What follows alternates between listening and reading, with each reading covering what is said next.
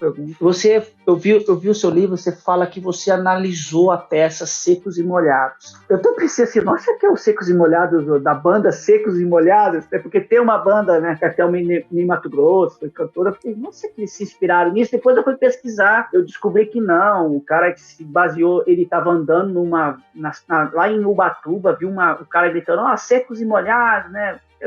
Que azeite, eram casas que vendiam azeite, frios, essas coisas. Tem algum personagem que você encontrou nessa peça que você falou assim, poxa, esse cara simboliza tudo que eu tô estudando? Cara, o nome da minha dissertação foi diferente do nome do meu livro, né? O nome da minha dissertação é Preto na Cor e Branco nas Ações, que é o nome do personagem é assim, o Roxo de Alegria. O roxo porque é roxo, né? Porque o preto, quando vai ficando, dependendo da tonalidade, às vezes vai chegando até perto de um meio arroxado, né? Então, esse seu roxo de alegria, o nome já diz tudo, ele é o personagem preto, né? Retinto na peça, porque a peça é uma tríade. Um português que quer ser rico, a gente tem um mulato, gente, o mulato é como os autores chamavam, que é um homem que é analfabeto, mas ele se acha muito inteligente. Então, assim, o grande humor do Horácio, o nome é Horácio, é que ele inventa palavras para parecer inteligente. Então, o tempo todo ele começa a inventar coisas e palavras e teorias que todo mundo sabe que não existe, e aí torna ele ridículo, né? Porque, assim, são palavras mais abobalhadas possíveis que ele quer mostrar que ele é inteligente. E aí, inclusive,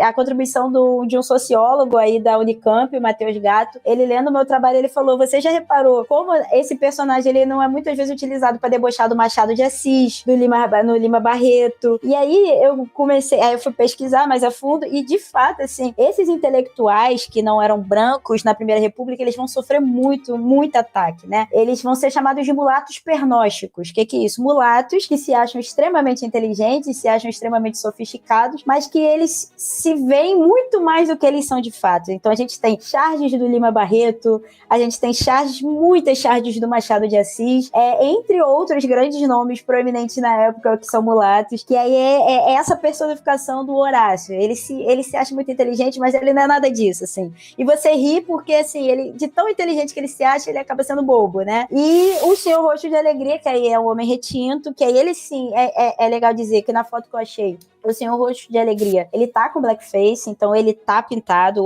o ator tá pintado, tá com cabelo crespo, e o mulato só com cabelo crespo, não se pintou isso é até uma coisa que eu vou estudar no doutorado, se os mulatos eram interpretados como blackface ou se só essas pessoas retintas, né?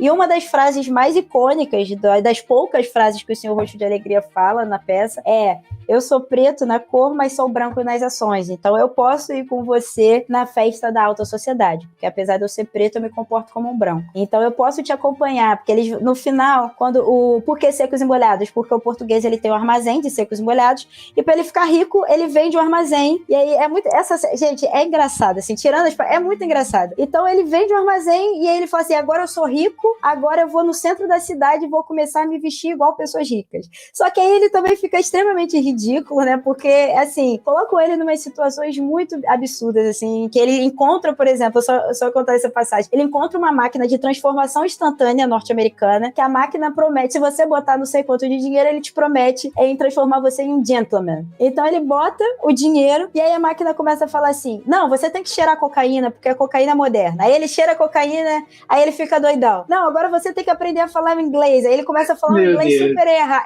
É muito doido, assim. Então, essa frase é tipo assim, você tem o dinheiro, você é português, você ainda pode tentar. Eu, apesar de não poder tentar, ainda posso tentar te acompanhar nesses ambientes, porque a minha ação é ação de branco. Então eu acho que o Senhor Roxo de Alegria, por incrível que pareça, apesar de ser dos três, o personagem com menos fala, porque o Horácio tem muito mais fala que ele, e o português, então, a cena é toda dele, assim. E de fato, o ator que interpretou o português, eu descobri que ele era uma das grandes estrelas do teatro de revista, que ele era muito engraçado, assim, de fato. Então, eu imagino que esse personagem, o nome do português é Pardelas, devia arrancar várias e várias gargalhadas eu rindo, eu ia pro arquivo, eu ficava rindo sozinha lendo a peça. Eu falo assim, gente, todo mundo deve me achar maluca no arquivo, tá todo mundo nos livros de batismo, de registro, e eu aqui rindo igual uma louca, sozinha, no Arquivo Nacional. Mas apesar dele ter menos frases, eu acho que ele tem a frase mais impactante nesse caso, da peça como toda, que é o Senhor Roxo de Alegria, assim. Mas a peça, gente, é uma doideira, assim. No livro, até, quando quando eu fui fazer o livro, eu falei, gente, eu tenho que escrever um pouco dessa peça para as pessoas entenderem o que eu tô falando. Então, tipo assim, o prólogo do meu livro é eu contando e eu escrevendo, rindo a beça, porque era engraçado, assim, né? Essas situações que beiravam, tirando as situações racistas, essas situações que beiravam o absurdo dele encontrando uma máquina.